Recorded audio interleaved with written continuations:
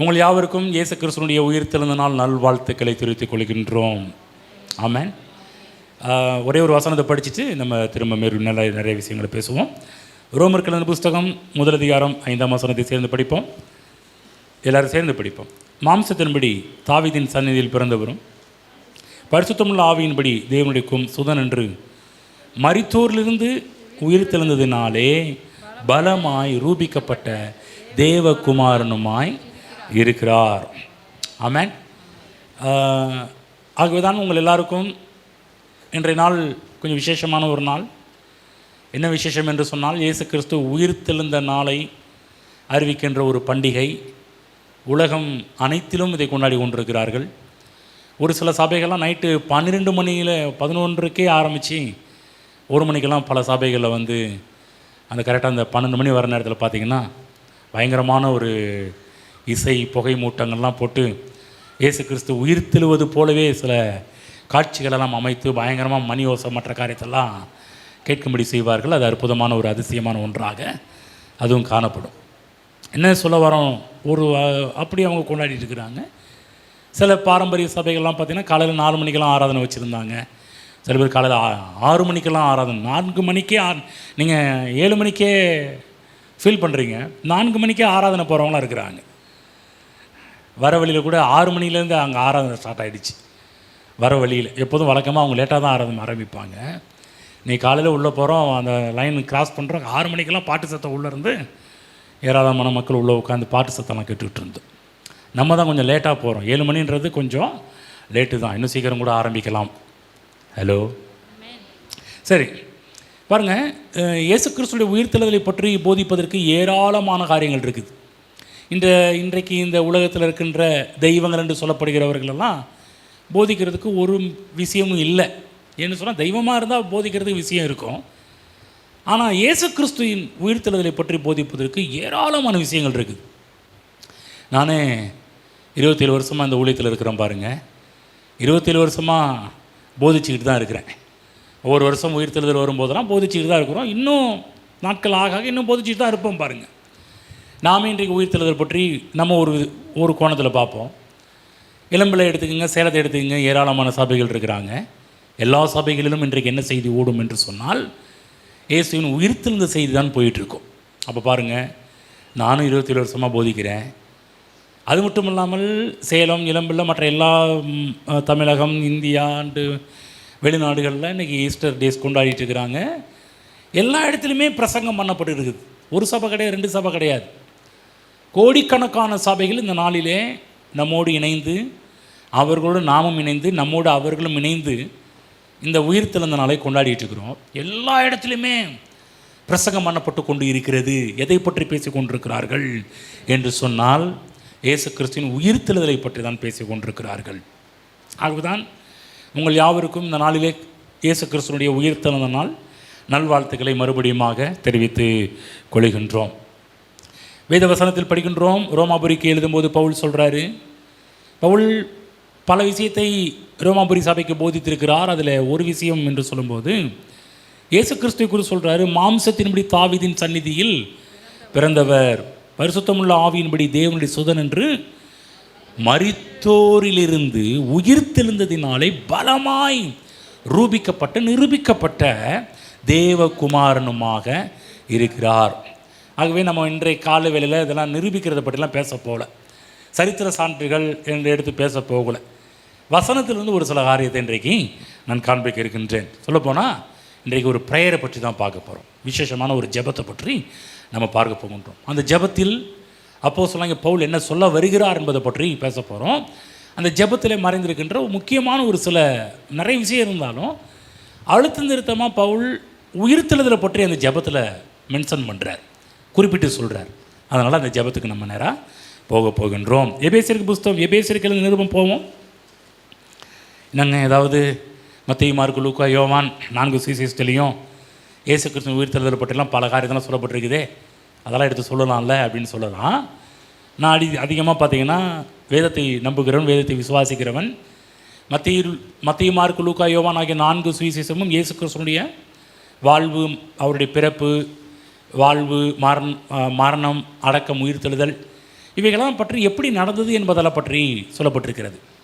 ஆனால் ரோமர்கள் நிருபத்திலிருந்து கடைசி நிருபம் வரையிலும் இந்த இயேசு கிறிஸ்து ஏன் இந்த உலகத்தில் வந்தார், எப்படி வாழ்ந்தார், ஏன் வாழ்ந்தார், எதற்காக மரித்தார், ஏன் அடக்கம் செய்யப்பட்டார், ஏன் உயிர் தெழுந்தார் என்பதற்கு அத்தனை விஷயத்தையுமே ரோமர்லேருந்து சொல்லப்போனால் அப்போஸ்தலர் நடவடிக்கையிலிருந்து கடைசி வெளிப்படுத்தின விசேஷம் வரையிலும் அதிகமாக பேசப்பட்டிருக்கிறது. சொல்லப்போனால் புதிய உடன்படிக்கை, புதிய ஏற்பாடு என்று சொல்லக்கூடியது மத்தேயு, மார்க்கு, லூக்கா, யோவான் கிடையாது. புதிய ஏற்பாட்டில் ஸ்டார்டிங்கில் மத்தேயு ஆரம்பிக்கிறதா சில பேர் நினைக்கிறாங்கன்னா மத்தேயு புதிய ஏற்பாடு நினச்சிட்டு இருக்கிறாங்க.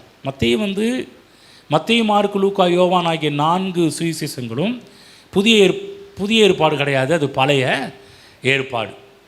புதிய ஏற்பாடு எப்போ உதயமானது, புதிய ஏற்பாடு எப்போ ஆரம்பமானது என்று சொன்னால் இயேசு கிறிஸ்துடைய மரணம், அடக்கம், உயிர்த்தெழுதலிலே தான் புதிய ஏற்பாடு, புதிய உடன்படிக்கையே ஆரம்பமாகிறது. அப்படி என்று சொல்லப்போனால் அதாவது அப்போஸ்தலர் நடவடிக்கைகளிலிருந்து தான் புதிய ஏற்பாடு ஆரம்பமாகுது. அப்போ மத்தேயு, மார்க்கு, லூக்கா, யோவானை தூக்கி போட்டுடலாமா?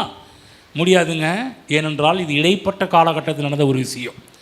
நான் ஒரு முறை வார்த்தையை பற்றி பேசும்போது தேவனுடைய வார்த்தை, சுகமளிக்கின்ற வார்த்தை, பழைய உடன்படிக்கை, பழைய ஏற்பாட்டு காலத்தில் கர்த்தர் சுகமளித்தார், இடைப்பட்ட காலகட்டத்தில் சுகமளித்தார். அதே போல் புதிய உடன்படிக்கையின் காலகட்டத்திலையும் கர்த்தர் சுகமளிக்கிறார் என்ற காரியத்தெல்லாம் பற்றி பேச ஆரம்பித்தோம். சரி, ஜெபத்துக்கு போவோம். எபேசியர் புஸ்தகம் 1ஆம் அதிகாரம் திருப்பிக் கொள்வோம். 17ஆம் வசனத்திலிருந்து படித்து காண்பிக்கிறேன். எல்லோரும் எடுத்துக்கொள்வோம். நானே படிக்கிறேன், நீங்கள் எல்லோரும் கேளுங்க. எல்லோரும் சேர்ந்து படித்தால் நலமாக இருக்கும். எடுத்துக்கிட்டிங்களா? எடுத்தாச்சு எல்லாருமே? 17ஆம் வசனத்திலிருந்து எபேசியர் 1:17 நம்முடைய கர்த்தராகிய இயேசு கிறிஸ்துவின் தேவனும் மகிமையின் பிதாவுமானவர் தம்மை நீங்கள் அறிந்து கொள்வதற்கான ஞானத்தையும் தெளிவையும் அளிக்கிற ஆவியை உங்களுக்கு தந்தரல வேண்டும் என்றும், தாம் நம்மை அழைத்ததினாலே நமக்கு உண்டாயிருக்கிற நம்பிக்கை என்னதென்றும், பரிசுத்தவான்களிடத்தில் நமக்கு உண்டாயிருக்கிற சுதந்திரத்தினுடைய மகிமையின் ஐஸ்வர்யம் என்னதென்றும், தாம் கிறிஸ்துவை மரித்தோரிலிருந்து எழுப்பி அவரிடத்தில் நடப்பித்த தமது பலத்த சத்துவத்தின் வல்லமைப்படியே விசுவாசிக்கிறவர்களாகி நம்மிடத்தில் காண்பிக்கும் தம்முடைய வல்லமையின் மகா மேன்மையான மகத்துவம் என்னதென்றும் நீங்கள் அறியும்படிக்கு அவர் உங்களுக்கு பிரகாசமுள்ள மனக்கண்களை கொடுக்க வேண்டும் என்றும் வேண்டிக் கொள்ளுகிறோம். 15 படிக்கணும், நான் 17 ஆரம்பிச்சிட்டேன், மன்னிக்கோ. கவனமாக கேளுங்க. ஆனபடினாலே கர்த்தராகிய இயேசுவின் மேலுள்ள உங்கள் விசுவாசத்தையும் பரிசுத்தவான்கள் எல்லார் மேலும் உங்கள் அன்பையும் குறித்து நான் கேள்விப்பட்டு இடைவிடாமல் உங்களுக்காக ஸ்தோத்திரம் பண்ணி என் ஜெபங்களில் உங்களை நினைத்து, பவுல் எபேசிய பட்டணத்துக்காக ஜெபம் பண்ணுறார்.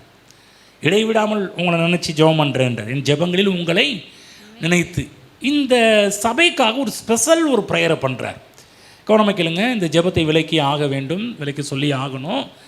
என்று சொன்னால் இங்கு இருந்து பவுல் முக்கியமான ஒரு காரியத்தை டார்கெட் படி பேசுகிறாரு. உயிர்த்தெழுதலின் வல்லமையை அதிகமாக இந்த ஜெபத்தில் நிலை நிறுத்துவதை நாம் பார்க்கின்றோம். சொல்லப்போனால் புதிய ஏற்பாட்டு காலகட்டத்தில் புதிய உடன்படிக்கைக்கு உட்பட்ட ஒரு ஜெபம் என்று சொன்னால் இந்த ஜெபம் புதிய ஏற்பாட்டின் ஜெபம், புதிய உடன்படிக்கையின் ஜெபம் என்று கூட இவைகளை நாம் அழைக்கலாம். சொல்லப்போனால் அப்போஸ்தலனாகிய பவுல் எபேசு மக்களுக்காக ஜெபித்த ஒரு விசேஷமான ஒரு ஜெபம் பல இடத்துல பார்த்திங்கன்னா, இதே அதிகாரம் 3ஆம் அதிகாரத்தில் ஜெபத்தில் சொல்கிறாரு, கொலோசியரில் ஜெபம் பண்ணுறாரு. பல இடத்துல பல நிருபங்களில் பவுலுடைய ஸ்பெஷல் ப்ரேயரை நம்ம பார்க்க முடியும்.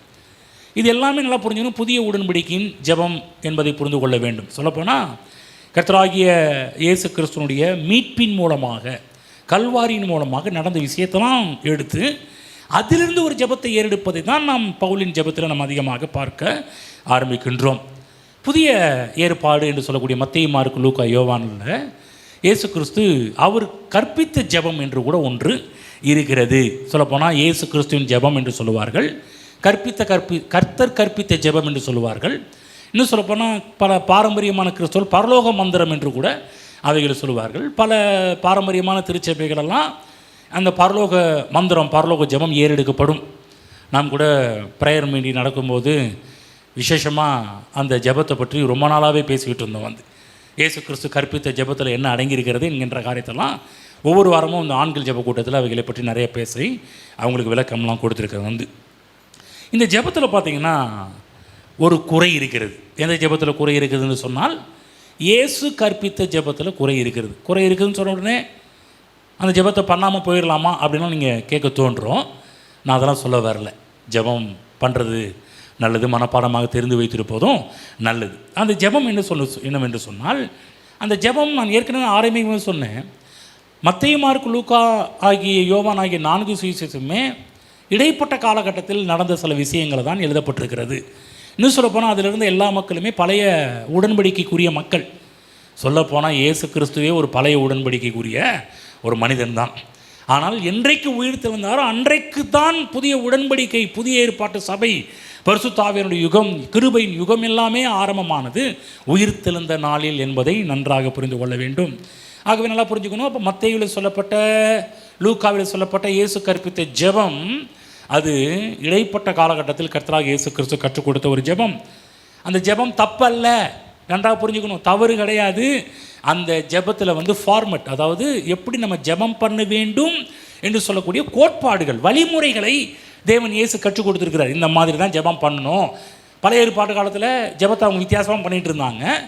அவங்க ஸ்டார்ட் பண்ணும்போதே எங்கள் ஆபிரகாமின் தேவனும், ஈசாக்கின் தேவனும், யாக்கோபின் தேவனும், அப்படி தான் ஸ்டார்ட் பண்ணுவாங்க. அப்படி தான் அவங்க ஜெபம் இருக்கும். பழைய ஏற்பாட்டு காலத்தில் இருந்து எல்லா பரிசுத்தவான்களுடைய ஜெபம் ஸ்டார்ட் பண்ணும்போதே ஆபிரகாமின் தேவன் அப்படி தான் ஸ்டார்ட் பண்ணுவாங்க. இன்றைக்கும் பல கிறிஸ்துவ சபைகளில் பல போதகர்கள்லாம் இப்படி தான் ஸ்டார்ட் பண்ணுறாங்க. ஆனால் கர்த்தராகிய இயேசு கிறிஸ்து அவர் ஜெபம் பண்ணுற விதம் எல்லாருக்கும் ஆச்சரியமாக இருந்துச்சு. அவங்க என்ன சொன்னாங்க, ஏன் இயேசு கிறிஸ்து ஜெபம் வித்தியாசமாக இருந்துச்சுன்னா, இவர் ஆபிரகாமின் தேவனே, ஈசாக்கின் தேவனே, யாக்கோபின் தேவனே என்றெல்லாம் ஜெபம் பண்ணல. இவர் என்ன ஜெபம் பண்ண ஆரம்பிக்கிறார்னா, எங்கள் பிதாவே, பர மண்டலங்களில் இருக்கிற எங்கள் பிதாவே. ஏன்னா அதுவரையிலும் தேவன் கர்த்தாதி கர்த்தரை யாருமே அப்பாவாக பார்த்ததில்லை, தகப்பனாக பார்த்ததில்லை. கடவுள் என்று சொன்னால் கடந்து நிற்கிறவர் போல தான் பார்க்க ஆரம்பித்தாங்க, ரொம்ப தூரத்தில் இருக்கிறது போல பார்க்க ஆரம்பித்தாங்க.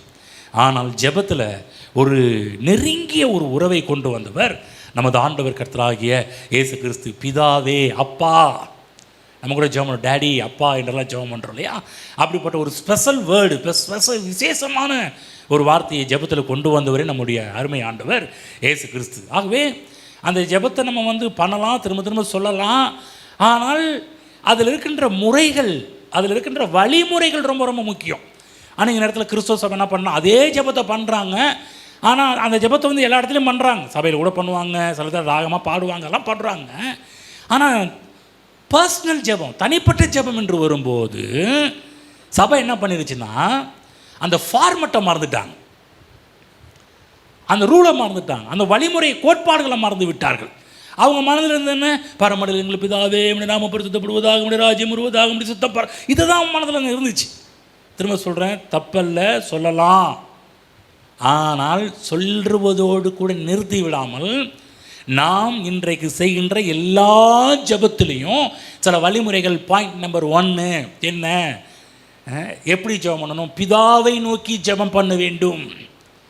இயேசு கிறிஸ்து என்னை நோக்கி இல்லைப்பா, பிதாவை நோக்கி. பிற்காலத்தில் அவருடைய நாமத்தை பற்றி பேசும்போதெல்லாம் ஒரு நாள் வரும், அந்த நாளிலே, எந்த நாளிலே? உயிர்த்தெழுந்த நாளிலே நீங்கள் ஏன்ட்ட ஒன்றும் கேட்க வேண்டாம், பிதாவினிடத்தில் என் நாமத்தில் நீங்கள் எதை கேட்பீர்களோ அதை நான் உங்களுக்கு தருவேன் என்று சொல்லியிருக்கிறார். இப்போ இயேசு கிறிஸ்து ஜெபத்தை அழகாக கற்றுக் கொடுக்குறார். நம்ம என்ன பண்ணுறோம், அந்த ஜெபத்தை மட்டும் பிடிச்சிட்டு அதையே சொல்லிகிட்டு இருக்கிறோம். தப்பு கிடையாது. ஆனால் நம்முடைய தனிப்பட்ட ஜெபங்களில் என்று வரும்போதெல்லாம் அதில் இருக்கின்ற சில வழிமுறைகளை பின்பற்றி, அந்த ஃபார்மெட்டை பின்பற்றி நம்ம தொடர்ந்து எல்லா ஜெபத்துக்கும் அவைகளை பயன்படுத்த வேண்டும் என்பதை புரிந்து கொள்ள வேண்டும். இந்த இடத்துல பாருங்கள், எபேசியர் புஸ்தகத்தில் பார்த்தீங்கன்னா அது மட்டுமல்ல, இந்த இயேசு கற்பித்த ஜெபத்தில் பல குறைகளும் இருக்குது. என்ன குறைகள் இருக்குது என்று சொன்னால், அந்த இடத்துல இயேசு கிறிஸ்துவின், அதாவது கல்வாரி சிலுவையின் மூலமாக, மீட்பின் மூலமாக தேவன் நமக்காக சம்பாதித்து கொடுத்த சில விஷயங்கள் எல்லாம் மறைக்கப்பட்டிருக்கிறது. இன்னும் சொல்லப்போனால் இல்லாமல் இருக்கிறது. இயேசு கிறிஸ்துவின் ரத்தம் அதில் இல்லை. இன்னும் சொல்லப்போனால் இயேசு கிறிஸ்துவின் நாமம் அதில் இல்லை. புரியுதுங்களா? நம்ம ஜெபம் பண்ணும்போதெல்லாம் கடைசியில் எப்படி ஜெபத்தை முடிக்க வேண்டும்? இயேசுவின் நாமத்தில் ஜெபிக்கிறோம் நல்ல பிதாவே. பிதாவை எப்படி வேணாலும் நீங்கள் வர்ணிக்கலாம். ஆனால் லாஸ்ட்டில் முடிக்கும்போது ஜெபத்தில் இயேசுவின் நாமத்தில் ஜெபிக்கிறோம் பிதாவே என்று சொல்லி நம்ம என்ன பண்ண வேண்டும் என்றால் முடிக்கணும். சில இடத்துல வந்து சில பேர் ஜெபத்தை ஆரம்பிப்பாங்க, முடிக்க தெரியாது. என்ன முடிக்க தெரியாது? இந்த முடிவு தெரிய மாட்டேன். அப்போ இயேசுவின் நாமத்தில் ஜெபிக்கிறோம் எங்கள் அன்பின் பிதாவே, நல்ல பிதாவே, எது வேணாலும் நீங்கள் சொல்லி ஜெபத்தை முடிக்கலாம். அப்போ என்ன குறை இருக்குது? மீட்பில் கல்வாரி சிலுவையில் என்ன நடந்தது என்கின்ற காரியமெல்லாம் அதில் இல்லாமல் போனதுதான் ஒரு குறையை ஒழிய மற்ற குறைகள்லாம் அந்த ஜெபத்தில் இல்லை. ஆகவே அந்த ஜெபத்தை பயன்படுத்தணும். அந்த ஜெபத்தின் ஃபார்மட், அந்த ரூல், அந்த கோட்பாடுகளை, வழிமுறைகளை பயன்படுத்தணும். முடிக்கும்போது புதிய ஏற்பாட்டில் பவுல் போதித்த காரியங்களெல்லாம் நம்ம கொண்டு வந்து அதில் இணைக்க வேண்டும். இதில் பார்த்தீங்கன்னா கவனமாக கேளுங்க. இந்த பவுல் ஏறெடுத்த எபேசு பட்டணத்துக்காக ஏறெடுத்த ஜெபத்தில் வந்து 2 பார்ட்டாக அந்த ஜெபத்தை பிரிக்கலாம். முதல் பார்ட் என்னன்னு சொன்னால் பொதுவான ஜெப குறிப்பு. 2வது பார்ட்டு குறிப்பான ஜெப குறிப்பு. இந்த பொதுவான ஜெப குறிப்பு என்னவென்று சொன்னால், நான் இந்த பொதுவான ஜெப குறிப்பை நான் வந்து அடிக்கடி இந்த சபையில் நான் நினைப்பூட்டிருக்கிறேன், சில இடத்துல பிரசங்கமெல்லாம் பண்ணியிருக்கிறேன். பொதுவான ஜெப குறிப்பு என்ன? 17ஆம் வசனம் என்ன சொல்கிறாரு? நம்முடைய கர்த்தராகிய இயேசு கிறிஸ்துவின் தேவனும் மகிமையின் பிதாவுமானவர் தம்மை நீங்கள் அறிந்து கொள்வதற்கான ஞானத்தையும் தெளிவையும் அளிக்கிற ஆவியை உங்களுக்கு தந்தரல வேண்டும் என்றும். அப்போ தேவனை குறித்த அறிவை நான் இந்த சபையில் போதிக்கும் பொழுதெல்லாம் இந்த ஜெபத்தை நினைப்பூட்டிருக்கிறேன், நினைவுபடுத்தியிருக்கிறேன். நம்முடைய ஜெபத்தில் என்ன ஜெபம் இருக்க வேண்டும், எதில் வளர வேண்டும், எதில் விருத்தி அடைய வேண்டும். இங்கே இருக்கிற ஒவ்வொருவருக்கும் ஒரு பெரிய கடமை இருக்கிறது, பொறுப்பு இருக்கிறது, வேலை இருக்கிறது. என்னவென்று சொன்னால், இங்கே இருக்கிற ஒவ்வொருவரும் நாம் ஆராதிக்கின்ற தேவனை அறிகின்ற அறிவில் வளர வேண்டும். ஆமென். புரிஞ்சுச்சுங்களா? என்னைக்கு நம்ம ஆராதிக்கின்ற தேவன் எப்படிப்பட்டவர் என்ற அறிவு நமக்கு வருகிறதோ நீங்கள் வாழ்ந்திருப்பீங்க, சுகித்திருப்பீங்க. அறிவினால் உண்டாகின்ற, பைபிளில் போடப்பட்டிருக்கு, தங்கள் தேவனை அறிந்திருக்கிற ஜனங்கள் திடன் கொண்டு அதற்கேற்றாற் போல் பிரம்மாண்டமான பிரகாசமான காரியத்தெல்லாம் செய்வார்கள் என்று போடப்பட்டிருக்கிறது. தேவனை அறிந்திருக்கிற ஜனங்கள். அப்போ பவுல் எதுக்காக முதல்ல ஃபஸ்ட்டு ப்ரேயர் பண்ணுறாருன்னு, இந்த ஜெபத்தில் முதல் பார்ட்டில் எதை வச்சு ஜெபம் பண்ணுறாருன்னா, இங்கே இருக்கிற ஒவ்வொருவரும் தேவனை அறிகிற அறிவில் வளர வேண்டும். தேவ பிள்ளை நல்லா புரிஞ்சுக்கணும். இந்த உயிர்த்தெழுந்த நாளில் நன்றாக புரிந்து கொள்ள வேண்டிய முக்கியமான ஒரு காரியம் என்னவென்று சொன்னால், நம்ம கும்பிடுற சாமி எப்படிப்பட்டவர் என்கின்ற ஒரு அறிவு நமக்குள்ளாக வரணும். சும்மா ஏதோ நானும் கிறிஸ்தவன் ஆகிட்டேன், ஞானஸ்தானம் எடுத்துட்டேன், என் பேரை மாற்றி வச்சுட்டேன், கிறிஸ்துவ பேரை வச்சுட்டேன், நானும் ஞாயிற்றுக்கிழமை சர்ச்சுக்கு போயிட்டு வரேன்றதை காண்பிப்பது மட்டும் நம்முடைய வேலை கிடையாது. அதெல்லாம் செகண்டரி. ஃபஸ்ட்டு என்ன, முதல் தரமான ஒரு காரியம் என்னவென்று சொன்னால், தேவனை அறிகின்ற அறிவில் இங்கே இருக்கிற ஒவ்வொருவரும் வளர வேண்டும். ஆக தான் அடிக்கடி சொல்வது போல் ஞாயிற்றுக்கிழமை சர்ச்சுக்கு ஒரு முக்கியம் கிடையாது. இங்கே வந்து தேவனை பற்றி ஏதாவது ஒரு விஷயம், நான் அடிக்கடி உங்கள்கிட்ட கேட்குற ஒரு காரியம், தேவனை பற்றி ஏதாவது ஒரு காரியம். நான் என்ன சொல்கிறேன், 1 மணி நேரம் மெசேஜ் சில பேருக்கு உள்ளே போகாது. சில பேர் இன்னும் வந்திருக்க மாட்டீங்க, இன்னும் என் கூட இன்னும் டைப் ஆகிருக்க மாட்டீங்க, இன்னும் சில பேர் என் கூட இணைஞ்சிருக்க மாட்டீங்க. இன்னும் உங்கள் எண்ணங்கள் பரபரப்பாக இருக்கும், பல கேள்வி இருக்கும், பல யோசனை இருக்கும். இன்றைக்கி ஈஸ்டர் நாளாச்சே, இன்றைக்கி இப்போ உயிர்த்தெழுந்த நாளாச்சே, என்ன பண்ணலாம், ஏது பண்ணலாம். சில பேருக்கு முடிஞ்ச பிற்பாடு என்ன கொடுப்பாங்க, சில பேர் எனக்கு கறி மற்ற அது பண்ணலாமா, இது பண்ணலாம், இதெல்லாம் நிறைய ஓடிட்டுருக்கோம். இன்னும் சில பேர்லாம் ஆரம்பத்தில் என் கூட வந்துட்டீங்க, ஆனால் சில பேர் இன்னும் வரல. இன்னும் கொஞ்சம் நேரம் கழிச்சு எல்லோரும் என்ன பண்ணுவீங்க, என் கூட பாஸ்டர் வந்துட்டேன்னு சொல்லி நீங்களும் என்ன பண்ணுவீங்க, வர ஆரம்பிச்சிருவீங்க. பரவாயில்ல. இது நான் என்ன சொல்கிறேன், இந்த 1 மணி நேரத்தில் யார் என் கூட வரீங்களோ அது வரலையோ முக்கியம் இல்லை. ஆனால் எனக்கு என்னென்னா, இங்கே வந்த நீங்கள் தேவனை குறித்த ஒரு வெளிப்பாடு ஏதாவது ஒன்றையாவது நீங்கள் பெற்றுக்கொண்டு இங்கிருந்து செல்ல வேண்டும். பக்கத்து சொல்லுங்கள், நீங்கள் சர்ச்சுக்கு வந்தது நல்லதுங்க. இங்கேருந்து வெளியே போகிறப்ப தேவனை குறித்து ஏதாவது ஒரு காரியத்தையாவது அறிந்து கொண்டவர்களாக செல்லுங்கள். ஆமென். நீங்கள் படித்தவங்களோ படிக்காதவங்களோ முக்கியம் இல்லை. தேவனை பற்றி ஏதாவது ஒரு விஷயம் வாரம் இங்கே வரும்போது நான் அடிக்கடி சொல்கிற ஒரு விஷயம் என்னென்னா, ஏதாவது ஒரு காரியம் தேவனை பற்றி, நாங்கள் ஆராதிக்கிற கடவுள் யார் என்பதை பற்றி ஏதாவது ஒரு விஷயமாவது நீங்கள் என்ன பண்ணணும், இங்கிருந்து தெரிந்து கொண்டவர்களாக நீங்கள் செல்ல வேண்டும். அதுதான் உங்களை வாழ வைக்கும். நல்லா சொல்கிறேன் கேளுங்க. இங்கே ஏதோ வந்து உட்காந்துட்டு சேரை தேய்ச்சிட்டு போகிறதுனால ஒரு பிரயோஜனம் நடக்க போகிறது கிடையாது. இங்கு வருவது நல்லது. வந்த நீங்கள் தேவனை குறித்த ஒரு சத்தியத்தினால், தேவனை குறித்த ஒரு அறிவினால், என் தேவன் நான் ஆராதிக்கின்ற கடவுள் எப்படிப்பட்டவர் என்கின்ற ஒரு விஷயம் உங்கள் மனதில் போச்சுன்னா, நான் சொல்கிறேன், அந்த விஷயத்துக்கு எத்தனை கோடி கொடுத்தாலும் நிகரே ஆகாது. ஏனென்று சொல்ல அவ்வளோ பெரிய வெளிப்பாட்டை நீங்கள் பெற்றுக்கொண்டீர்கள். தேவனாகி இயேசு கிறிஸ்து அப்படிப்பட்டவர்களாக பார்த்து தான் சொல்கிறார். இயேசு கிறிஸ்து சொன்னார், என்னை யாருன்னு சொல்கிறாங்க? ஆண்டவரே, சிலர் உண்மை இப்படி சொல்கிறாங்க, அப்படி சொல்கிறாங்க. சரி, நீங்கள் யாருன்னு சொல்கிறீங்க? நம்ம பேதுரு சொன்னார், நீர் ஜீவனுள்ள தேவனுடைய குமாரனாகிய கிறிஸ்து. உடனே இயேசு கிறிஸ்து என்ன சொன்னார்? அப்பா, உன் மாம்சமும் இரத்தமும் இதை உனக்கு வெளிப்படுத்தலை, பிதாவானவரை இதை உனக்கு வெளிப்படுத்திருக்கிறாரு. ஆகையால் சொல்கிற இந்த கல்லின் மேல் என் சபையை கட்டுவேன், பாதாளத்தின் வாசல்கள் உன்னை மேற்கொள்ளவே கொள்ளாது. பாதாளத்தின் நரகத்தின் சேனைகள், பிசாசின் சக்திகள் இன்றைக்கு உங்களை மேற்கொள்ளக்கூடாது என்று சொன்னால், நீங்கள் தேவன் யார் என்கின்ற காரியத்தை அறிந்து வைத்திருக்கும் போது தான் உங்களை எதுவுமே இந்த பூமியில் ஒன்றும் பண்ணாது. புரிஞ்சிச்சிங்களா? வந்துட்டு போகிறதுல ஒரு பிரயோஜனம் கிடையாது. வந்த நீங்கள் உங்கள் நேரத்தை வீணாக்கி விடாதீர்கள். நீங்கள் 2 மணி நேரத்தை கர்த்தருக்காக கொடுத்துட்டு இருக்கிறீங்க, நேரத்தை வீணாக்கிறாதீங்க. சும்மா வந்துட்டு போகிற ஒரு ஆளாக இருக்காதீங்க. தேவனை குறித்த ஏதாவது ஒரு வெளிச்சத்தால் நிரம்பிடுங்கள். அப்போ பவுலடியார் இங்கு முதல் பொதுவான காரியம் என்று ஜெபிக்கும் போது பார்த்தீங்கன்னா, இந்த ஜெபத்தை எல்லா இடத்துலையும் எல்லா சபையிலையும் அவர் செஞ்சிருக்கிறார், தேவனை அறிகிற அறிவில். இப்போ 2வது பாயிண்ட் என்ன, 2வது பகுதி என்னவென்று சொன்னால், குறிப்பிட்டு அவர் ஒரு சில காரியத்துக்காக ஜெபம் பண்ணுகிறாரு. இது பொதுவான ஜெபம். இப்போ குறிப்பான ஜெபம். இந்த குறிப்பான ஜெபத்தில் 3 காரியங்கள் இருக்கிறது. 3 சொல்லுங்கள், 3 விஷயங்கள். கவலைப்படாதீங்க, நீங்கள் 3வது காரியத்தை தான் விலைக்கு சொல்லுவேன். நமக்கு அடுத்த வாரம் இருக்குது, அதுக்கு அடுத்த வாரம்லாம் இருக்குது.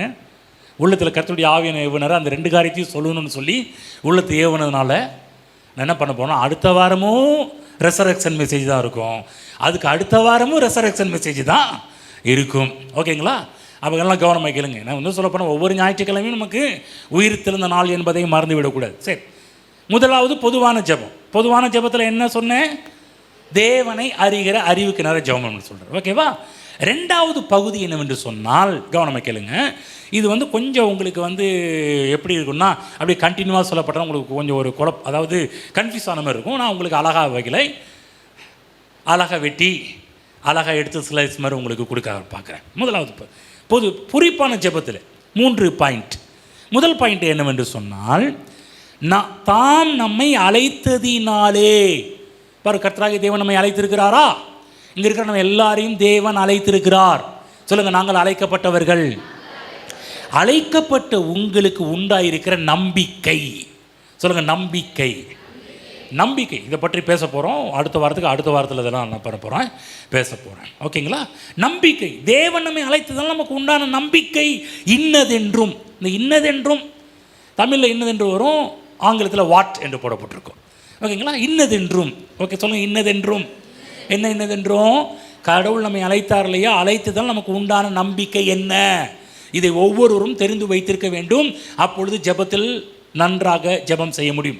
2வது பாயிண்ட் என்னவென்று சொன்னால், பரிசுத்தவான்களிடத்தில் நமக்கு உண்டாயிருக்கிற சுதந்திரத்தினுடைய மகிமையின் ஐஸ்வர்யம் இன்னதென்றும். இங்கே 2வது இன்னதென்றும்.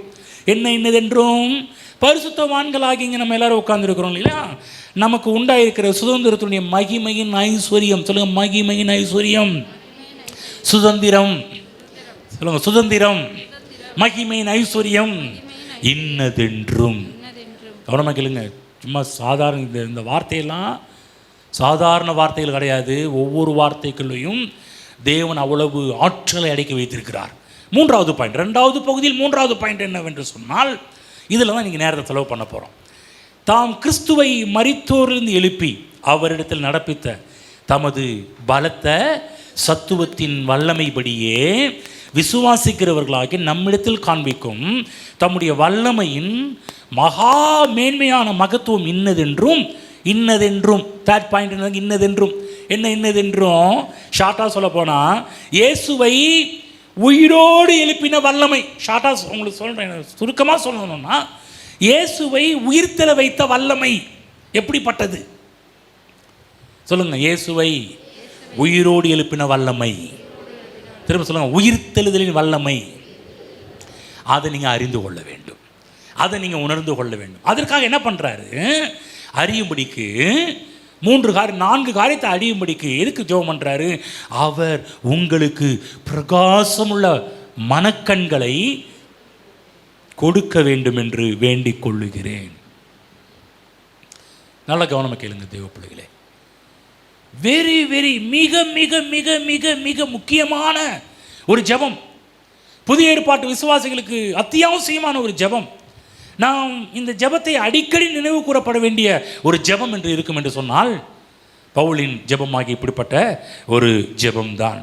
விசுவாசிக்கிறவர்களாகிய நம்மிடத்தில், நம்ம எல்லாரும் விசுவாசித்து வந்திருக்கிறோம், நம்மிடத்தில் காண்பிக்கும் என்ன வல்லமையா, தம்முடைய வல்லமையின் மகா மேன்மையான மகத்துவம் என்னதென்றும். அதாவது மீட்பில் என்ன நடந்தது, நாம் இவைகளெல்லாம் தெரிந்து கொள்ள வேண்டும் என்பதற்கான மனக்கண்கள் திறக்கப்பட வேண்டும் என்று ஜெபம் பண்ணுகிறார். கவனமாக கேளுங்க, அறிவு மட்டும் போதாது, பரிசுத்த ஆவியானுடைய வெளிச்சம் நமக்கு தேவை. பக்கம் சொல்லுங்க, அறிவு மட்டும் போதாது, பரிசுத்த ஆவியானுடைய கைடன்ஸ், வழி நடத்துதல், வெளிச்சம் நமக்கு தேவை. ஆமென். புரிஞ்சுங்களா? இந்த அறிவு தான் முதலாவது தேவனை குறித்த அறிவு வெற்றிக்கு நேராக நம்மை நடத்தும். கிறிஸ்துவை குறித்து நாம் எந்த அளவுக்கு அறிவின் வெளிச்சத்தையும் நம்ம பெற்றுக்கொள்கிறோமோ அது நல்வாழ்வுக்கு நேராக நம்மை கொண்டு போகும். அநேக சபைகளே தேவனை குறித்த அறிவில் வளர தவறி விடுகிறார்கள். ஆகவே இந்த மூன்றாவது காரியத்தை நம்ம பார்க்க வேண்டும். அதாவது பலத்த சத்துவத்தின் வல்லமை, உயிர்த்தெழுதலின் வல்லமை. கவனமாக கேளுங்க, இது எங்கே இருக்குதான்? நல்லா கவனமாக கேளுங்க. தாம் கிறிஸ்துவை மரித்தெழுந்து எழுப்பி அவரிடத்தில் நடப்பித்த தமது பலத்த சத்துவத்தின் வல்லமை விசுவாசிக்கிறவர்களாகிய நம்மிடத்தில். இந்த வல்லமை இப்போ எங்கே இருக்குது? இதே வல்லமை இயேசுவை உயிரோடு எழுப்பின, செத்து போனவரை உயிரோடு எழுப்பின அதே வல்லமை இப்போ எங்கே இருக்கிறது சொன்னால் விசுவாசிக்கிறவர்களாகிய நம்மிடத்தில். இந்த வல்லமை வேறு எங்கேயும் இல்லை. பவுல் சொல்கிறாரு, நீ ஏதோ அன்றைக்கி எருசலேம் உயிர்த்தெழுந்த காட்சியை பார்க்க எருசலேம் போகணும்ப்பா, ஆனால் அந்த வல்லமை நீ அங்கே பார்க்க வேண்டிய அவசியம் கிடையாது.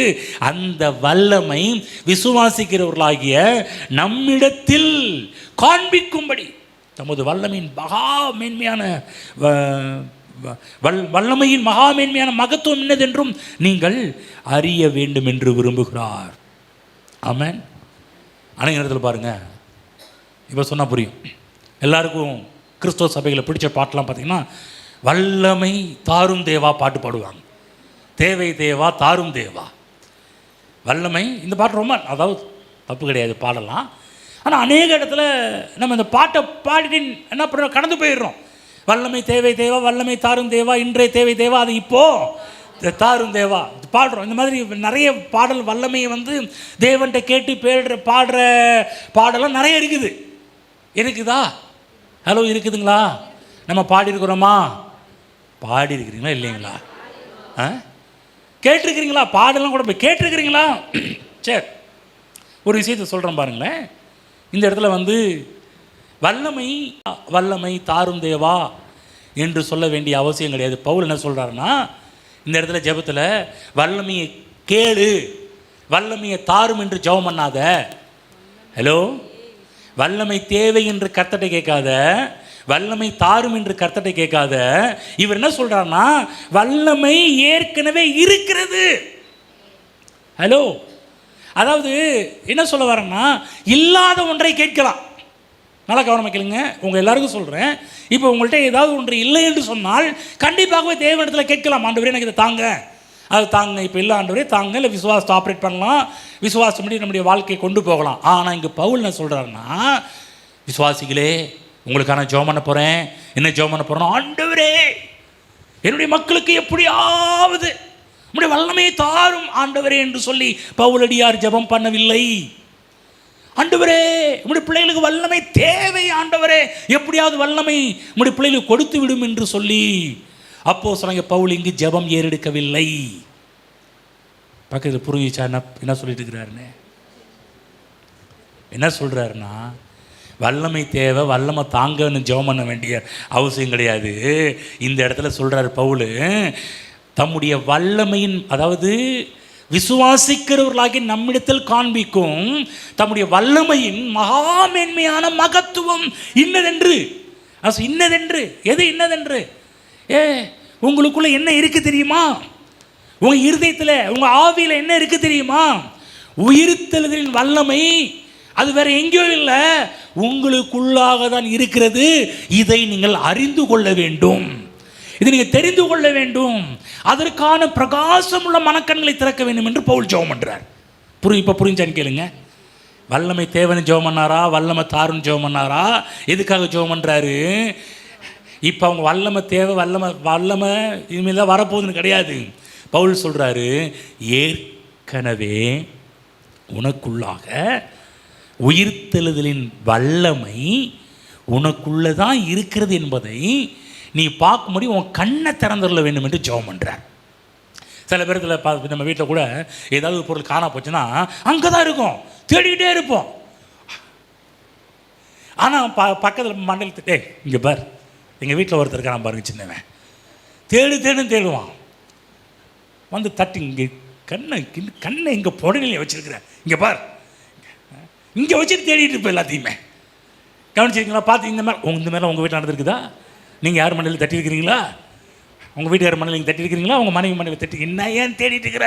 கண்ணை வச்சு கண்ணை திறந்து பார்த்தா குறைஞ்சி போயிடுவியா அப்படிலாம் கேட்குற மாதிரி. இப்போ நான் சொல்கிறேன், இந்த வல்லமை வேறு எங்கேயும் இல்லை, உங்களுக்குள்ளே தான் இருக்குது, உங்கள் ஆவியில் இருக்கிறது. அப்போ பவுல் எதுக்கு ஜெபம் பண்ணுற? ஆண்டவரே, உங்களுடைய பிள்ளைகள் அவர்களுக்குள்ளாக இருக்கின்ற சாதாரண ஒரு வல்லமை அல்ல, உயிர்த்தெழுதலின் வல்லமை அவங்களுக்குள்ளே தான் இருக்கிறது என்பதை அவங்க அறியும்படிக்கு, தெரிந்து கொள்ளும்படிக்கு அவர்களுக்கு பிரகாசமான மனக்கண்களை திறந்துள்ளோம் ஆண்டவரே என்று சொல்லி ஜெபம் பண்ணுறார். எவ்வளோ அற்புதமான ஒரு ஜெபம் பாருங்கள், ஆச்சரியமான ஒரு ஜெபம். இதெல்லாம் நான் வந்து வேதாகம கல்லூரிக்கு போகும்போது முத பாஸ்டர் சாம்பி சொல்லுவது அதெல்லாம் எடுத்து சொல்லிட்டு இருக்கிறார். நான் அப்போ தான் நினச்சேன், நான் வளர்ந்த சர்ச்சிலலாம் அடிக்கடி இந்த இப்படிப்பட்ட பாட்டெல்லாம் பாடியிருக்கிறேன். வந்து அடிக்கடி எவ்வளோ பாட்டு, அந்த என்கிட்ட வேறு கொட்டை வேறு கொடுத்துருவாங்க, ட்ரம் வேறு கொடுத்துருவாங்க, அதை அடித்து வேகத்திலலாம் பாடியிருக்கிறேனே. அன்றைக்கி தான் அந்த காலகட்டத்தெல்லாம் புரிஞ்சு பாருங்கள். 97, 98, 99 அந்த காலகட்டத்தில் என்னுடைய மனக்கண்களே திறந்த ஒரு நாட்கள் அதெல்லாமே. புரிஞ்சுக்கிட்டேன், எனக்குள்ளே இருக்கிற வல்லமை சாதாரண வல்லமை கிடையாது. இயேசுவை மரித்தோர்லேருந்து எழுப்பின அதே வல்லமை இன்று எனக்குள் ஜீவித்து கொண்டிருக்கிறது, வாழ்ந்து கொண்டிருக்கிறது, கிரியை செய்து கொண்டிருக்கிறது. நான் சொல்கிறேன், இதை விசுவாசித்தால் நன்றாக வாழ்வீர்கள். தேவ பிள்ளைகளே, இந்த வல்லமை சாதாரணமான ஒன்று கிடையாது. ரட்சிப்பின் சமயத்தில் உண்டான வல்லமை. இங்கே இருக்கிற ஒவ்வொருவரும் ரட்சித்ததே, முதலாவது கவனிங்க, முதலாவது என்னையும் உங்களையும் ரட்சித்ததே, மீட்டதே இந்த வல்லமை தான். ஆமென். அப்போஸ்தலனாகிய பவுல் அவரால் கட்டப்பட்ட சபை தான் இந்த எபேசு சபை. இந்த எபேசு சபையில் கிட்டத்தட்ட 2 வருடங்கள் இருந்து அங்கேயே தங்கி அந்த மக்களுக்கு தினந்தோறும் தேவனுடைய வார்த்தைகளை அழகாக விளக்கி காண்பித்தவர் தான் அப்போஸ்தலனாகிய பவுல். இந்த எபேசு மக்கள் பல்வேறு தெய்வ வழிபாடு உள்ளவர்களாக இருந்தார்கள். ஆனால் இவர்கள் அறிந்து கொள்ள வேண்டிய முக்கியமான சத்தியத்தை அப்போஸ்தலனாகிய பவுல் இந்த எபேசு பட்டணத்துக்காக இதை எழுத ஆரம்பிக்கின்றார். இன்றைக்கு விசுவாசிங்க பார்த்தீங்கன்னா, ரட்சிப்பையும் அதனால் உண்டான ஆசீர்வாதத்தையும் விளங்கி கொள்ள வேண்டும் என்று அவ்வளவு ஆர்வம் காட்டினார்.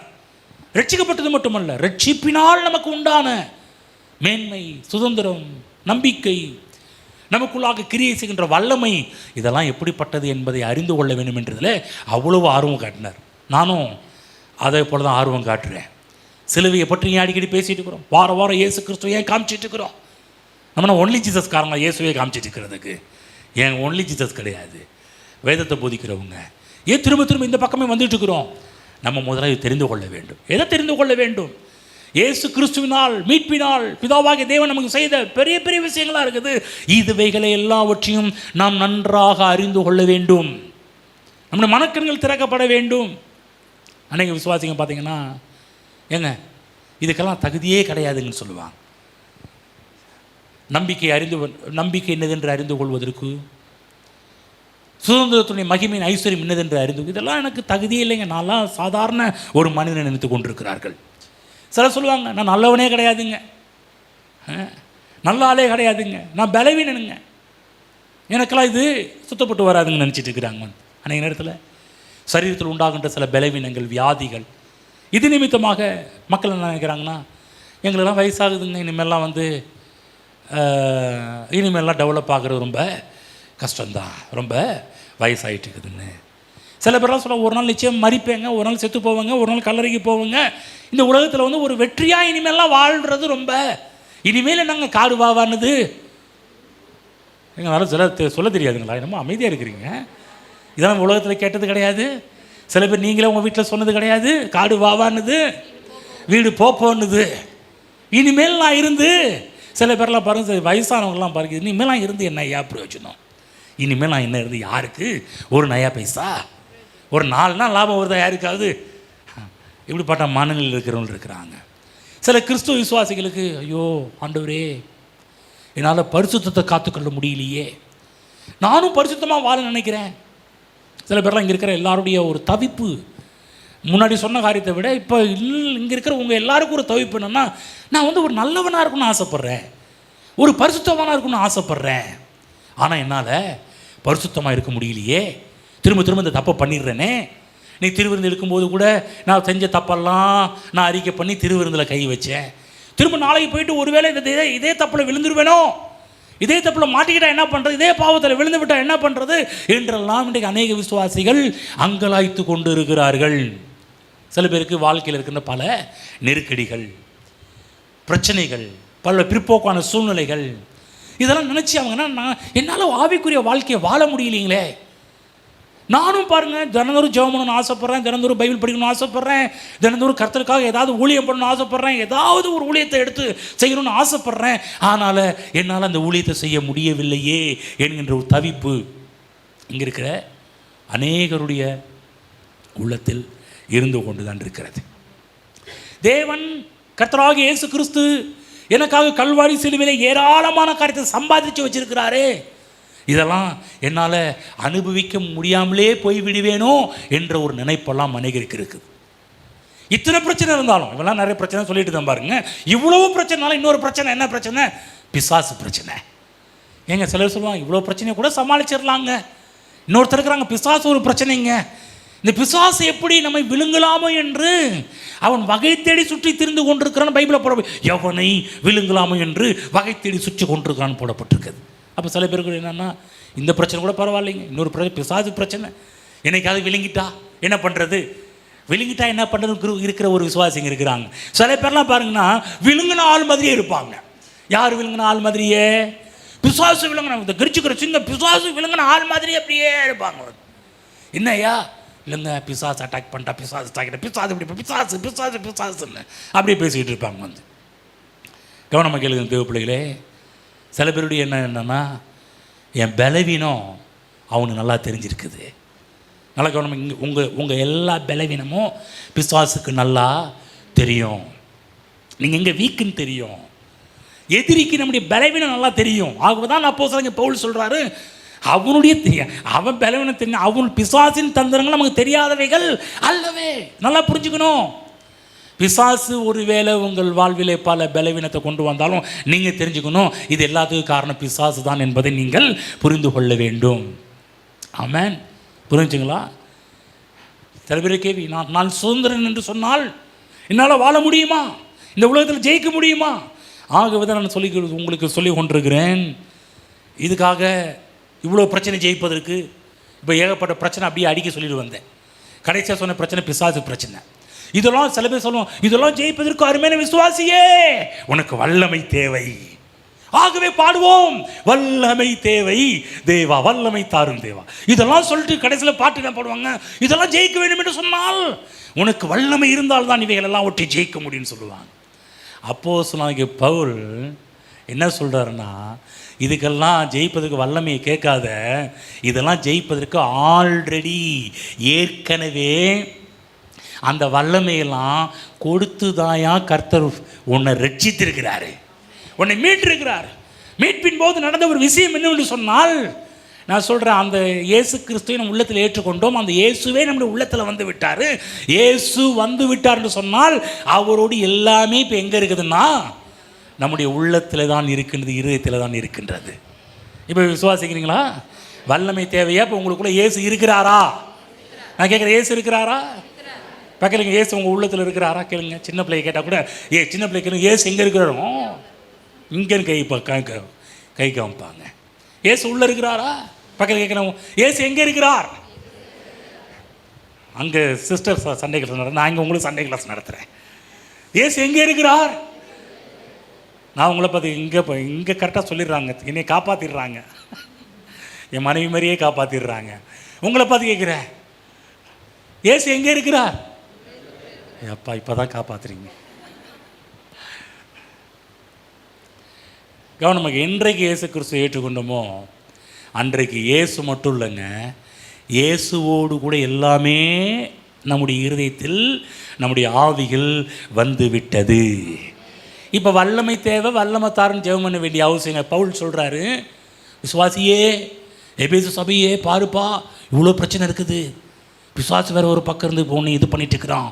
ஆகவே தினந்தோறும் உனக்காகவும் உனக்கு வேண்டிய வல்லமைக்காக நான் ஜெபம் பண்ணுறேன். எப்படியாவது கர்த்தர் வல்லமையை கொடுத்து விடுவார். ஆகவே 7 நாள் உபவாசம் இருந்து உபவாசத்துக்கு வந்து விடு, அப்போ தான் உனக்கு வல்லமை வரும். ஹலோ, சில பேரும் உபவாசம் கொடுத்து கூப்பிடுவாங்க. எது கூப்பிடுவாங்க? நீ வல்லமையை தெரிந்து கொள்ள வேண்டும் என்று சொன்னால் உபவாச கூட்டத்துக்கு வா, நான் வைக்கிற கூட்டத்துக்கு வா அப்படின்னுவாங்க. நான் உங்களுக்கு சொல்கிறேன், எங்கேயும் போக வேண்டிய அவசியம் கிடையாது. இங்கே வந்து தேவனுடைய வார்த்தையின் வெளிச்சத்தை கற்றுக்கொள்ள வேண்டும். வல்லமை வேற எங்கேயும் இல்லை, வல்லமை உங்களுக்குள்ளே. சொல்லுங்கள், வல்லமை வேற எங்கேயும் இல்லை. சில விசுவாசிங்க தெரியாதனால கண்ட கூட்டத்துக்கு போய் குழம்பி போய் சில பேர் தப்பாக விசுவாசி நடத்தி கொண்டிருக்கிறார்கள். தவறான விதத்தில் மக்கள் நடத்தப்பட்டு கொண்டிருக்கிறார்கள். நான் சொல்கிறேன், வல்லமைக்காக நீங்கள் எங்கேயும் போக வேண்டிய அவசியம் கிடையாது. பவுல் சொல்கிறாரு, எபேசு மக்களை பார்த்து எங்கேயும் அலையாத, உனக்குள்ளே இருக்கிறது என்பதை அறிந்து கொள்ள வேண்டும் என்று சொல்லி அவர் சொல்கிறாரு, உங்களுக்கு பிரகாசம் உள்ள மனக்கண்களை திறந்துள்ள வேண்டும் என்று ஜெபம் பண்ணுறேன்றார். யாருக்கு மனக்கண்கள் திறக்கணுமா? எனக்கும் உங்களுக்கும். நான் சொல்கிறேன், நான் வேதத்தை படித்து கொண்டிருக்கிறேன், என்னுடைய மனக்கண்கள் ஒவ்வொரு நாள் திறக்கப்பட்டு கொண்டிருக்குது. ஆனால் எல்லாவற்றையும் தெரிஞ்சுக்கிட்டேனான்னு பார்த்தீங்கன்னா இல்லை. நான் தெரிந்து கொள்ள வேண்டிய விஷயம் நிறையா இருக்குது, நான் புரிந்து கொள்ள வேண்டிய விஷயம் நிறையா இருக்குது. வாரம் இங்கே சபையில் போதிக்கிறதுனால பாஸ்ட்டுக்கு எல்லாம் நல்லா தெரியும். பக்க சொல்லுங்கள், அவருக்கு ஒன்றும் தெரியாதுங்க. பக்கத்தில் பார்த்து சொல்லுங்கள். உண்மையாக சொல்கிறேங்க, தேவ சமூகத்தில் சொல்கிறேன். தேவனுடைய சமூகத்தில் புல்பீட்லேருந்து உங்கள்கிட்ட பேசுகிறேன் வந்து, நான் எல்லாம் தெரிந்தவன் அல்ல. புரிஞ்சுங்களா? வாரம் சபையில் வந்து போதிக்க இல்லை, அவர் பாருங்கள், அவருக்கு எல்லாம் தெரியுதுங்க. ஏங்க, எல்லாம் இப்போ தான் ஒவ்வொரு காரியத்துக்கும் மனக்கண்கள் திறக்கப்பட்டு கொண்டே இருக்குது. ஒவ்வொரு டைம் நான் ஜெபம்ன்றது தான், ஆண்டவரே என் மனக்கண்ணை திறந்தோம், என்னுடைய மனக்கண்களை திறந்துடலும், நம்முடைய வேதத்தில் உள்ள அதிசயங்கள் எல்லாம் பார்க்கும்படி. எந்த வசனம் எங்கே சொல்கிறாரு? சங்கீதத்தில் சொல்கிறார். அன்னைக்கே எவ்வளோ பெரிய வெளிப்பாடு பெற்ற மனுஷன் சங்கீதக்காரன் சொல்கிறாரு, வேதத்தில் உள்ள அதிசயங்கள் எல்லாம் நான் பார்க்கும்படிக்கு என் கண்களை. இதை தான் புதிய ஏற்பாட்டில் பவுல் சொல்கிறாரு, வேதத்துள்ள மகத்துவம் மட்டும் இல்லை, இயேசுவின் மூலமாக, ரட்சிப்பின் மூலமாக, மீட்பின் மூலமாக உனக்கு ஏராளமான காரியத்தை கர்த்தர் சம்பாதித்து வைத்திருக்கிறாரு. அதெல்லாம் நீ பார்க்கும்படிக்கு உன்னுடைய மனக்கண்கள் திறக்கப்பட வேண்டும். தேவ பிள்ளைகளே, ஒவ்வொரு தடவை ஜெபம் பண்ணும் போதெல்லாம் இந்த ஜெபத்தை நீங்கள் ஆட் பண்ணணும், சேர்க்கணும். என்ன சேர்க்கணும்? ஆண்டவரே என் கண்ணை திறந்துடணும். இந்த கண் இருக்குது, இந்த கண்ணு நல்லா திறந்தா பார்த்துட்டு இருக்கிறீங்க. இந்த கண்ணில் பிரச்சனை கிடையாது. சில பேருக்கு பிரச்சனை சரீர பிரகாரமாக இருக்கும், கண்ணு பிரச்சனை, அது விடுங்க, நான் அந்த பிரச்சனையை சொல்லலை. சில பேருக்கு அகக்கண்கள் திறக்கப்பட வேண்டும், பிரகாசமுள்ள மனக்கண்கள் திறக்கப்பட வேண்டும். அது ஒவ்வொரு வாரமும் நான் இங்கே வரும்போதெல்லாம் பார்த்தீங்கன்னா ஒரு நிர்ஆயுதபாணியாக தான் வரேன். ஏன்னு வச்சுங்களேன், தேவன் உங்கள் கண்களை திறக்கவில்லை என்று சொன்னால் நான் வந்து வேஸ்ட்டு, நான் பண்ணுற பிரசங்கம் எல்லாமே வீணாக தான் போய்விடும். இந்த இடத்துல வரும்போதெல்லாம் என்னை நம்பி வரல, எனக்கு திறமை இருக்குது, நோட்ஸ் எல்லாம் கரெக்டாக ப்ரிப்பேர் பண்ணி வரக்கூடிய திறமை இருக்குது, அப்படி இருக்குது. நான் என்ன தான் இந்த நோட்ஸ் எல்லாம் ப்ரிப்பேர் பண்ணி வந்தாலும் நான் இதை நம்பவே இல்லை. ஏன்னு சொன்னால் எவ்வளோதான் நிறைய புத்தகத்தை எடுத்து படித்தாலும், நிறைய கேட்டாலும், நிறைய தியானித்தாலும், நிறைய காரியத்தை நான் கரெக்டாக கோர்வையாக எழுதி கொண்டு வந்தாலும், திரும்ப பார்த்தாலும், அங்கே ஒரு டைம் ரிவிஷன், இங்கே ஒரு டைம் ரிவிஷன், திரும்ப பார்த்தாலும், நான் சொல்கிறேன், அவர் உங்கள் மனக்கண்களை திறக்கவில்லை என்று சொன்னால் எல்லாமே வீணாக போயிடும். ஆகவே இது நான் நல்லா தெரிஞ்சு வச்சுருக்கிறதுனால இங்கே வரும்போது நான் ஒரு ஜெபத்தோடு வருவேன். நான் ஒன்றும் இல்லை ஆண்டவரே, நம்முடைய வாயாக வந்திருக்கிறேன், நீர் கொடுத்த வார்த்தையை பேச போகிறேன்.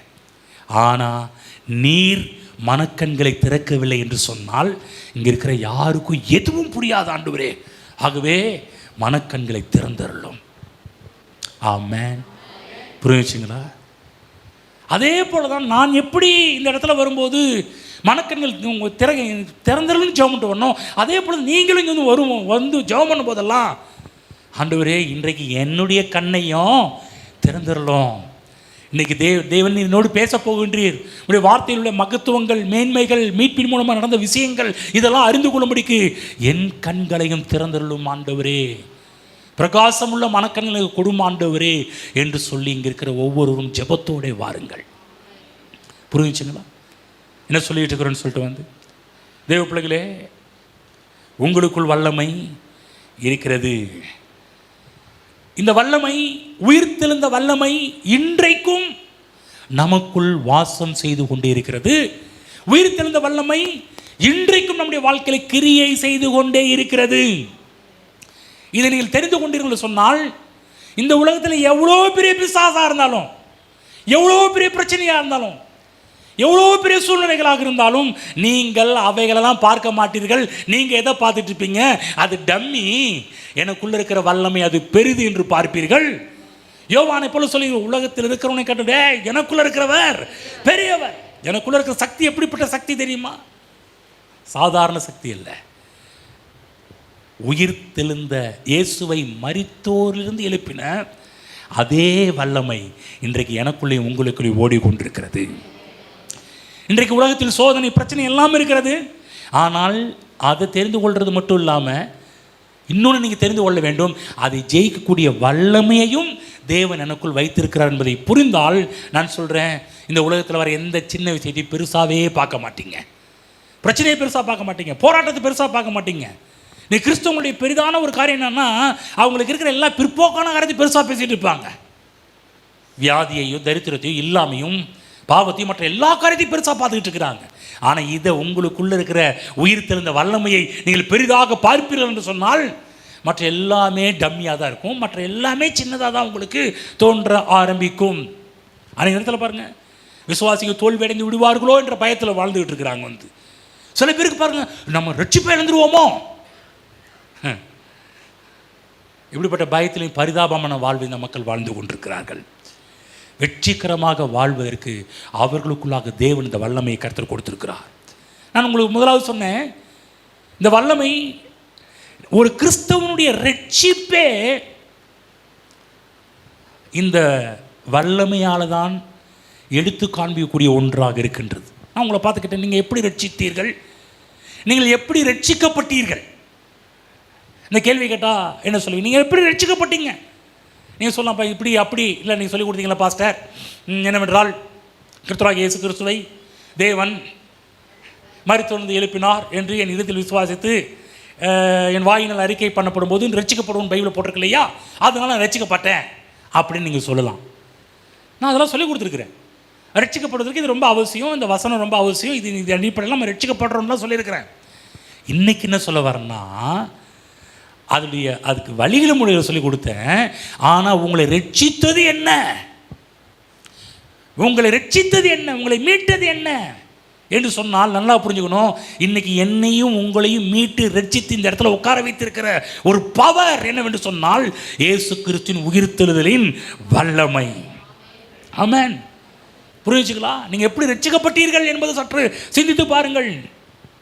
பவுல்கிட்ட போய் கேட்டிங்கன்னா, பவுல் இது ஏன் ஒரு பவுல் இப்படி சொல்கிறாருன்னா, பவுலின் வாழ்வே பார்த்தீங்கன்னா கொஞ்சம் வித்தியாசம். 26 அப்போஸ்தலர் 26 அதிகாரம் நானே படிச்சிடுறேன், நேரம் இல்லை. அப்போஸ்தலர் 26 அதிகாரத்தில் படித்து காமிக்கிறேன் பாருங்கள். இவர் சொல்கிறாரு பாருங்கள், 9ஆம் வசனத்தில். முன்னேன்னா என்ன? இயேசு கிறிஸ்துவை ஏற்றுக்கொள்றதுக்கு முன்னாடி நம்ம ஆளு பவுல் எப்படி இருந்தார்? அவர் சொல்கிறார், முன்னே நானும் நசரேயனாகிய இயேசுவின் நாமத்திற்கு விரோதமாய் அநேக காரியங்களை நடப்பிக்க வேண்டும் என்று நினைத்திருந்தேன். அப்படியே நான் எருசலேமிலும் செய்தேன். நான் பிரதான ஆசாரியர்களிடத்தில் அதிகாரம் பெற்று பரிசுத்தவான்களில் அநேகரை சிறைகளில் அடைத்தேன்.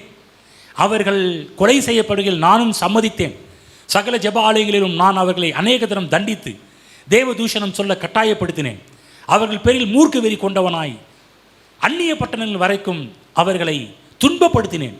இப்படி செய்து வருகையில் நான் பிரதான ஆசாரியர்களிடத்தில் அதிகாரமும் உத்தரவும் பெற்று தமஸ்குவுக்கு போகும்போது மத்தியான வேளையிலே, ராஜாவே, நான் வழியிலே சூரியனுடைய பிரகாசத்தின் அதிகமான ஒளி வானத்திலிருந்து என்னையும் என்னோடு கூட பிரயாணம் பண்ணினவர்களையும் சுற்றி பிரகாசிக்க கண்டேன். நாங்கள் எல்லாரும் தரையில் விழுந்தபோது, சவுலே சவுலே, நீ என்னை ஏன் துன்பப்படுத்துகிறாய்? முள்ளில் உதைக்கிறது உனக்கு கடினமா என்று எபிரேய பாஷையில் என்னுடனே சொல்லுகிற ஒரு சத்தத்தை கேட்டேன். அப்பொழுது நான், ஆண்டவரே நீர் யார் என்றேன்.